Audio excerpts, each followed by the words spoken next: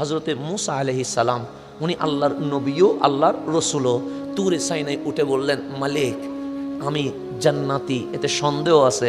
আল্লাহ বলে, এটা কোনো প্রশ্ন হইল? আমার কালিম যদি জান্নাতে না যায় জান্নাতে যাবে কোথায়? তো আল্লাহ বলছে, আমার মুসা কালিমের জন্য আমি জান্নাতুল ফেরদাউসে এমন ব্যবস্থা করে রেখেছি, আমার মুসা দেখলে খুশি হয়ে যাবে। তো জান্নাতের মধ্যে সঙ্গী আছে না নাই? এখন কালিম বলছে, মালিক আমার জান্নাতের সঙ্গী কে হবে? আমার জান্নাতের সঙ্গী? তখন আল্লাহ বলছে, বলবো? হ্যাঁ বলেন। বলছে, তোমার জান্নাতের সঙ্গী হবে একজন কসাই। একজন কি? মুসা আলাইহিস সালামের মাথা ধরে গেছে।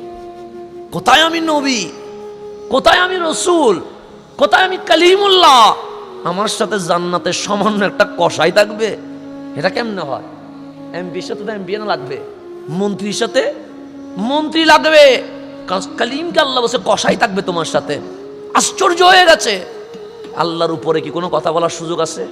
তো কালিম বলছে, মালিক কসাইটা নিশ্চয়ই অনেক দামি হবে, নিশ্চয়ই অনেক, একটু আমার দেখা করার সুযোগ দিবানি, যে দুনিয়াতে একটু আমি দেখবো। তো আল্লাহ বলছেন, ঠিক আছে, তুমি নবী ও রসুল, দোয়া করলে ফেরত দেওয়ার কোনো সুযোগ নাই। তুরে সাইদা থেকে নামবা, 3 গ্রাম পার হইয়া একটা বাজার আছে, বাজারটা বিকেল বেলা বসে, সেখানে একটা গোস্তের দোকান আছে। ওই মাংসের দোকানে যিনি মাংস বিক্রি করছে, ওই কসাইটা তোমার জান্নাতের সঙ্গী হবে। কালিম তুরে সাইনা থেকে নেমে গেছে, নেমে 3 গ্রাম পার হইয়া গেলেন কোথা? বাজারে। আসর বাদ বাজারে বসে গেছে। এখন কালিম দেখতে সবজির বাজার, মাছের বাজার, মুরগির বাজার, গিয়ে দেখলেন ওই একটাই মাংসের বাজার, যেখানে গরু জবে করে গরুর রানগুলো আস্তে আস্তে করে কি হচ্ছে, ঝুলানো হচ্ছে বিক্রির জন্য।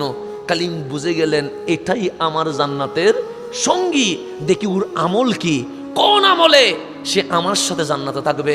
তখন দেখলেন উনি মাংসের রানগুলো সুন্দর করে সাজাচ্ছে, মাংসগুলো কলিজা যা আছে এগুলো নিচে সুন্দর করে বিছাইছে।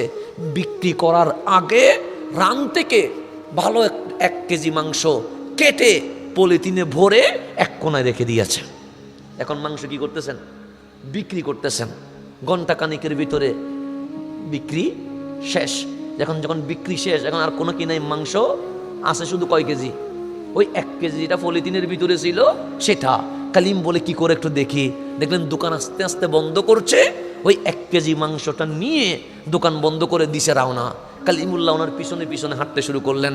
গিয়ে যখন ওই কৃষক ওই কসাইয়ের গড় বরাবর যখন পৌঁছলেন, কালিম দেখলেন উনি দরজা তালা দিয়ে গেছে। কি দিয়ে গেছে? মানে ঘরের ভিতর কেউ নাই।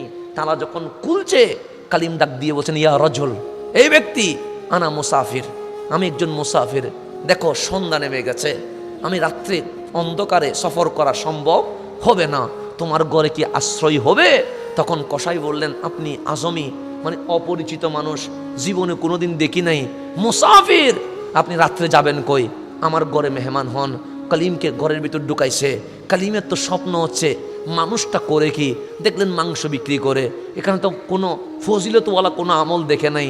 1 কেজি মাংস কাটি রাখছে, তা ঘরের জন্য রাখতে পারে, স্পেশাল কোনো আমল দেখে নাই। কিন্তু কালিমের একটা ইচ্ছা, সে করে কি? তখন বললেন, আসেন ঘরে। সামনের রুমে বসতে দিলেন। দেখলেন কসাই চলে গেছে রান্নাঘরে, মাংস কাটছে, কেটে রান্না করছে। রান্না করার পর সুন্দর করে রুটি বানাচ্ছে। রুটি বানানোর পর একটা প্লেটে রুটি নিলেন, একটা পাত্রে মাংস রান্না করা নিলেন, নিয়ে একটা ভিতরের রুমে, এটাও দরজা বন্ধ করা, ওইটা খুলে উনি ঢুকলেন। কালিম চোখ দিয়ে দেখতেছেন কি করে। দেখলেন ওই ঘরের ভিতরে একটা বৃদ্ধা মহিলা, যিনি বসতেও পারে না, উঠতেও পারে না, হাঁটতেও পারে না। ওই কসাই ওনাকে বৃদ্ধ মাকে ধরে বসালেন, বসায়া নিজ হাতে খাবার খাওয়াইয়া দিলেন। খাবার খাওয়ানোর পর নিজে ধরে গোসল করায়া কাপড় পরিষ্কার করে আবার বিছানায় শোয়া দিলেন। শোয়া ওই কসাই বের হয়ে বাকি যে মাংস আছে, রুটি আছে, এগুলো নিয়ে এসে মুসা কালিমুল্লাহর সামনে রেখে দুইজনে খাওয়ার জন্য বসলেন। কসাই বললেন, মেহমানদারি কবুল করেন। মেহমানদারি কি করেন? কালিম বলছেন, আমি খাবো না। সে কেন? আমার একটা প্রশ্ন আছে, সেটা জানতে হবে। সে কি প্রশ্ন?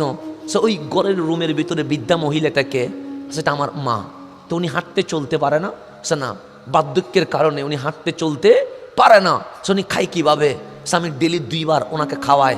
এক সকালবেলা ওনাকে আমি খাওয়ায়া সুন্দর করে বিছানা পরিষ্কার করে ঘুমায়া চলে যায় বাজারে।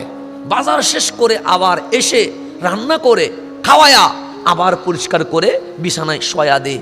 এরকম ডেলি 2 বার আমি ওনার যত্ন নিই, এই ছাড়া আর কিছু নয়। তখন কালিম বলে, আমি খাবো, একটা শর্ত আছে।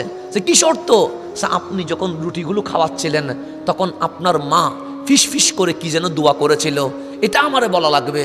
তখন কসাই বলছেন, শুনলে আপনি হাসবেন, ওই দোয়া শোনার দরকার নাই, মারা তো অনেক কিছু বলে, অসম্ভব জিনিস বলছে, এটা শুনলে আপনি ওনাকে পাগল বলবেন। না না, মায়ের দোয়াটা তো অন্তত শোনা লাগবে। যখন মুসা আলাইহিস সালাম যখন জোর করছে তখন কসাই বলছেন, কাউরে বলতে পারবেন না। সে বলবো না, হয়তো মানুষ শুনলে আমার মারে পাগলি বলবে, আমি এটা মানতে পারবো না, আমি কাউরে বলবো না। আমার মা কি বলছে জানেন? বনি ইসরাইলের মধ্যে সর্বশ্রেষ্ঠ নবী মুসা আলাইহিস সালাম। আমার মা বলছে, মালিক আমার সন্তান আমাকে ডেলি 2 বেলা খাবার খাওয়ায়া যত্ন নেই, আমি তার জন্য বুঝা, কিন্তু সে জীবনে কোনোদিন বুঝা মনে করে নাই। এই খেদমতের বিনিময়ে আমি মা তোমার কাছে একটা জিনিস চাই, আমার ছেলের দুনিয়াতে কিছু দিতে হবে না, কাল জান্নাতে মুসা আলাইহিস সালামের সঙ্গী বানায়া দিও।